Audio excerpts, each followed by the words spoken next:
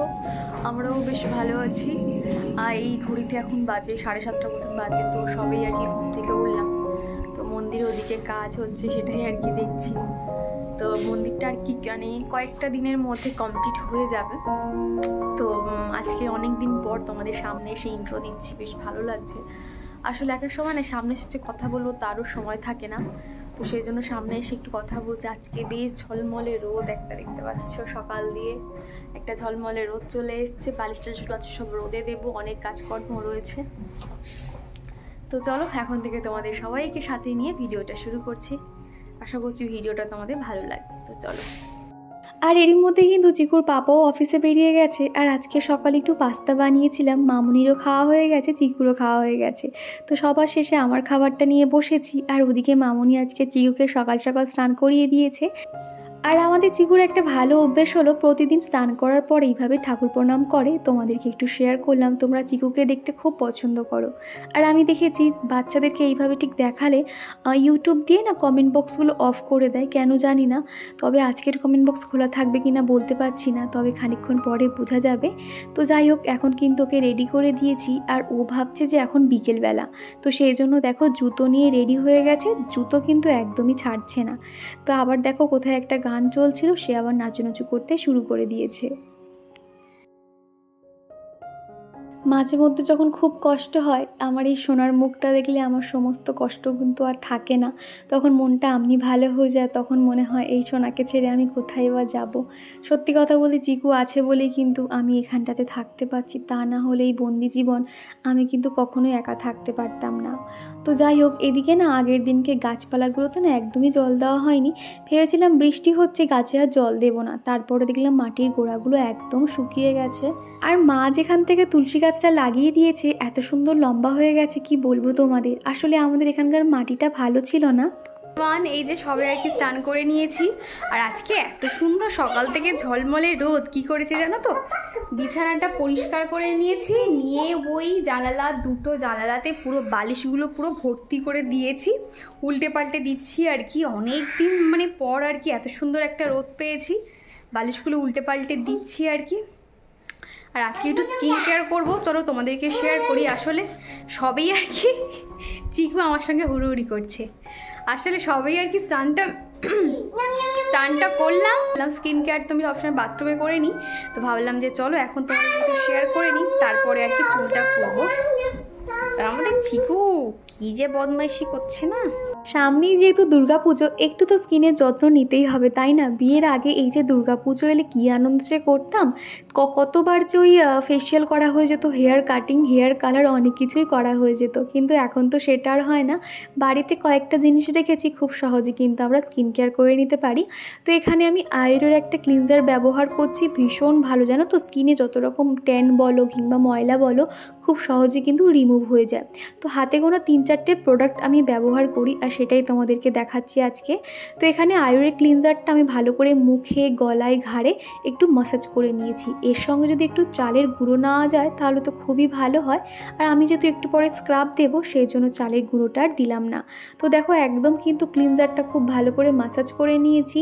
আর তারপরে কিন্তু আমি একটা তুলোর সাহায্যে মুখটাকে একদম ভালোভাবে মুছে নেব।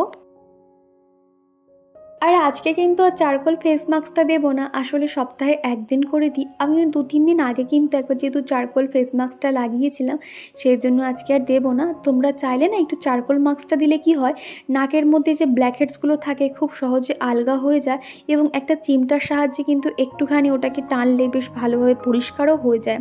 আমি তো আগে পার্লার থেকে করতাম, আর এখন যেহেতু পার্লারে যেতে পারি না, সেই জন্য চিমটাগুলো না বাড়িতেই কিনে নিয়েছি, বাড়িতেই কিন্তু আমি ব্যবহার করি। একটু পরেই দেখাবো কিভাবে আমি ব্ল্যাকহেডসগুলো রিমুভ করি। আর এদিকে আমাদের চিকু কিন্তু একটু ক্যামেরাটা দেখার চেষ্টা করছে। আর এত ওর মাথায় বুদ্ধি, যেই দেখেছে আমি এখানে ক্যামেরা এনেছি এবং মগে করে জল এনেছি, ও সঙ্গে সঙ্গে ওর একটা যে ছোট চেয়ার আছে সেটার উপরে উঠেই এখন দেখছে আমি এখানে ঠিক কী করছি। তো দেখো ক্লিনজারটা কিন্তু আমি একটা তুলোর সাহায্যে মুখটাকে ভালো করে পরিষ্কার করে নিয়েছি। তারপরে লোটাসের একটা স্ক্রাব ব্যবহার করছি। আমি সবসময় কিন্তু স্ক্রাব লোটাসেরই ব্যবহার করি, তবে মাঝে করে একটা এভারউইথের চকলেট ফ্লেভারের স্ক্রাবার ইউজ করেছিলাম, সেটাও কিন্তু ভীষণ সুন্দর। এবারে ভেবেছিলাম যে আমি এভারউইথটা ব্যবহার করব, তবে ওই ফ্লেভারের আমি ওই স্ক্রাবটা তখন পাইনি বলে লোটাসটাকে আবার নিয়ে আসতে হয়েছে। তো যাই হোক, আমি নাকের দুটো সাইড থুতনিতে খুব ভালো করে ম্যাসাজ করে নিচ্ছি, আর তারপরে কিন্তু চিমটার সাহায্যে আমি এটাকে রিমুভ করে দেব। আর স্ক্রাব দিয়ে কিন্তু বেশিক্ষণ ঘষাঘষির প্রয়োজন নেই, হালকা হাতে একটুখানি রাব করলেই কিন্তু যথেষ্ট। আমার অনেক বন্ধু আছে, তোমরা জানতে চাও আমি ঠিক কী সানস্ক্রিন ব্যবহার করি। আসলে আমার সানস্ক্রিনটা এত সুন্দর ফেয়ারনেসের কাজ করে কি বলবো। আমি হচ্ছে কি নিওলের একটা ক্ল্যামিং লোশন ব্যবহার করি। আর ধরো দুর্গাপুজো 1 মাস বাকি, তো আমি এখন ভ্রুটা প্লাক করছি না, শুধু হালকাভাবে একটুখানি সেপ দেবো। দেখো আমি একাই এখনই করবো, সুতো দিয়ে দেখাচ্ছি তোমাদেরকে। তো এখন দেখো পুরো আমার ভ্রুটা ভরে গেছে। ওই যে একবার পার্লারে গেছিলাম, এত বাজে আইব্রু সেভ করে দিয়েছিল না, তারপর থেকে আমি এখানে ভেবেছি আর কারোর কাছে আমি ভ্রু সেভ করতে যাবো না। আমাদের মেয়াদ এসে গেছে, ভেবে আছে আমি যার কাছে করি তার কাছেই যাব, বাপের বাড়ির ওখানটাতে। আর এখন আমি হালকা একটুখানি সেপ দিয়ে দেবো বাড়িতে একা। আর আমি যেহেতু বিউটিশিয়ানের কাজ শিখেছি, আমি নিজে করতে পারি জানো তো, কিন্তু এখানে আমাকে যে কেউ আইব্রু করে দেবে এরকম তো সেরকম কেউ নেই। সত্যি কথা বলতে আমি কিন্তু খুব সুন্দর আইব্রু সেভ করতে পারি। আমার মা, দিদি এবং পাড়ায় অনেকেই রয়েছে, আমি বিয়ের পরে যখনই বাপের বাড়ি যাই না কেন সবাইকে কিন্তু আইব্রু করে দিই, তারা তো খুব প্রশংসা করে। আর আমি কিন্তু নিজেও একা আইব্রু করতে পারি। এই যে দেখো, একটা থ্রেডিং সুতো নিয়ে নিয়েছি, তারপরে দুটো মুখ একসঙ্গে সুতোটার মুখটা বেঁধে নিতে হবে। একদম ছোট শেপে একটুখানি প্যাচ দিয়ে যেভাবে আর কি থ্রেডিং করে আর কি, সেইভাবে দেখো আমি উপরের দিকটা হালকাভাবে শেপ দিয়ে নিয়েছি। তারপরে ফোরেরটাও কিন্তু হালকাভাবে করে নিয়েছি। আসলে নিচেরটা কেউ একটু ধরলে ভালো হয়, ওই একা হাতে তো হয়ে ওঠে না, তো সেই জন্য না শুধু উপরটা খুব ভালো করে থ্রেডিং করে নিয়েছি, আর নিচের দিকগুলোর একদম সামান্যভাবে আমি এক্সট্রা যেগুলো আর কি ছিল সেগুলো তুলে নিয়েছি। তারপরে মুখে কিন্তু একটা ময়শ্চারাইজার লাগিয়ে নিয়েছি, আর এখন এই যে সিঁদুরটাও পরে নিয়েছি। তো এই যে ভ্রুটা হালকা করে সেভ করে নিয়েছি। আর আমার ভ্রুটা দেখো এমনিতেও ভীষণ পাতলা, খুব একটা বোঝা যায় না, আর একটু প্লাক করলে তাও বোঝা যায়, আর এমনি সময় তো অতটা বোঝা যায় না। তো এই আর কি একটু প্লাক করে রাখতে হয়, যখন হয়তো কোথাও একটা যাওয়ার প্ল্যানিং করলো তখন ওই নিজেই বাড়িতে মোটামুটি যতটুকু পারি সেভ দিইনি, তাও কিন্তু আমি হালকাভাবে সেভ দিয়েছি। অনেকদিন পর দেখবে আইব্রু করলে সেই ভ্রুটা যেন বেশি দেখতে ভালো লাগে, সেই কারণে আর কি।